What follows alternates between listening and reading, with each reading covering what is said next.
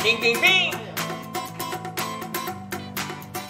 Eto, Mare, sa mga kapuso mommies na katulad natin dyan, naghahanap po ba kayo ng pangmeryenda na siguradong magugustuhan ng ating mga chikiting? Ako naghahanap talaga ako, ha? Dahil pihika ng mga Tama, anak. oo naman. Oh, sagot na raw tayo ni Chef Boy dyan. Pwede rin niyang pang negosyo. Oh, Chef Boy, ano ba yung lulutuin mo para sa amin today?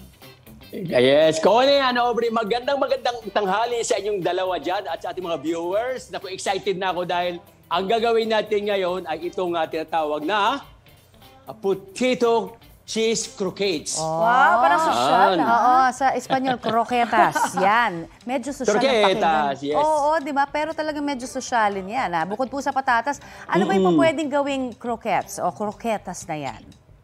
Actually, mashed potato siya. Pwede mo lagyan ng malunggay, kung gusto mo rin Healthy. herbs, alagbate, para may kulay na blue, green. Para Tama. lalong mag-enhance. Opo, di ba?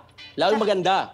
Lalong healthy pa para sa mga bagets. Oo, kasi may gulay. Yan. Pero, Chef, may tip ba tayo Tama. dyan para mas lalong maging masustansya yung croquettes natin? Yes, pwede rin itong, sabi ko kanina, lagyan malunggay or herbs or basil or kahit na parsley or sibuyas na dahon, tadtarin mo, ilagay mo doon para maging healthy. Di ba? Yes. Hindi na mapapansin ng mga bata yun, no? Hindi na. Parang yun nga yung Hindi, ating kasi- panglinlang, pero yun yung pang-healthy doon, di ba? Oh, kasi may kiso, may cheese. Pag kinain mo, alam mo na, namuunat na masarap.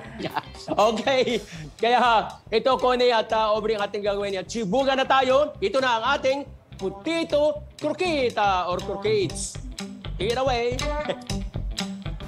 Pag sinabing patatas, ano bang nasa isip nyo? Fries, chips, pansahog sa menudo, nilaga o kalderita? Ito, turuan ko kayo, sosyal pakinggan pero madaling gawin at swak sa panlasa ng mga chikiting. Ang potato cheese croquettes. Tara, magluto tayo.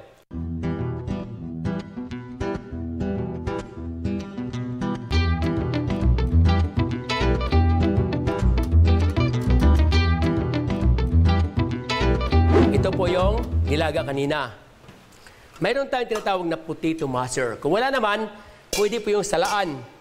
Kadkarin mo lang at pwede po yon. Or grater, pwede po yon. Okay, so ilagay natin dito. Yan. Oh, ganyan na kadali. Alright. Yes. Kailangan malakas.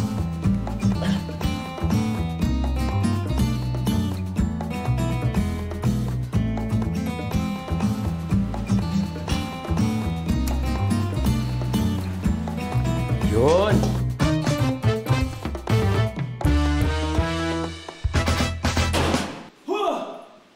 Tapos na po ang pinaghirapan.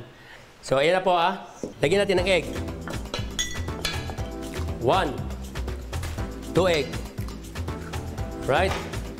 Then, of course, yum, yum, yum, ping, ping, ping. Yung ating salt, a little bit more. Iyon. At white pepper dapat. White pepper. Yun. Then, lagyan natin ng chopped onion. And then, chop spring onion. Spring onion.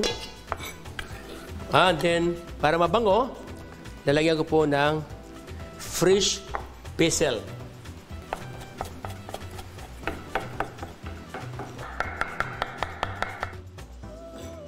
Mixing well. Yan. Ang bango. Because of the basil. Mayroon naman po, hindi na kailangan lagyan ng basil, pwede rin naman po. Kung mayroon kang malunggay, you can add malunggay, more healthy. Okay? Haluin lang natin mabuti para mag-incorporate yung itlog.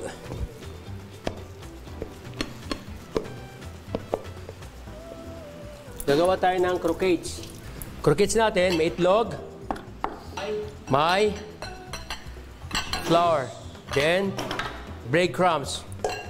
Iwan natin ng cheese. Masarap. Gagawa tayo ng balls muna. Ang ibig sabihin ng croquettes, binilog na mga tinadtad na ingredients. Pwede yung karne, isda, o kaya potato na binalot ng breadcrumbs saka natin ipiprito. Open natin ganyan. Then lagyan natin ng cheese inside. Saka bipilutin ulit.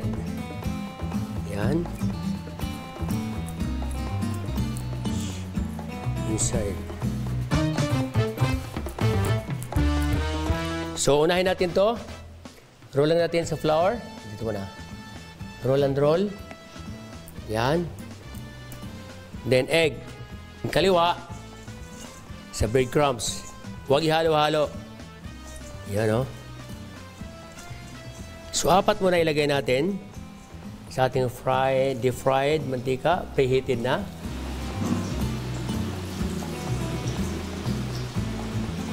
Apat muna, bago ulit.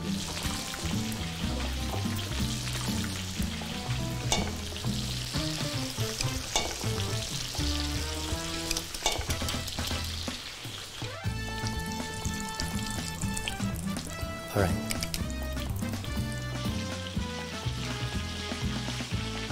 Wow, what a lovely.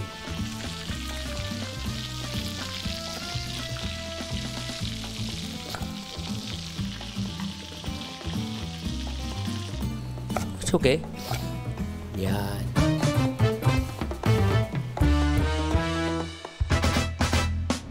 Ito na ang cheesy na potato cheese croquettes. Tikman na natin! Walang bula, ubod ng sarap, o paano? Chibuga na! Kapuso, alamin ang maiinit na balita. Bisitahin at mag-subscribe sa GMA Integrated News sa YouTube. Sa mga kapuso abroad, samahan nyo kami sa GMA Pinoy TV at sa www.gmanews.tv.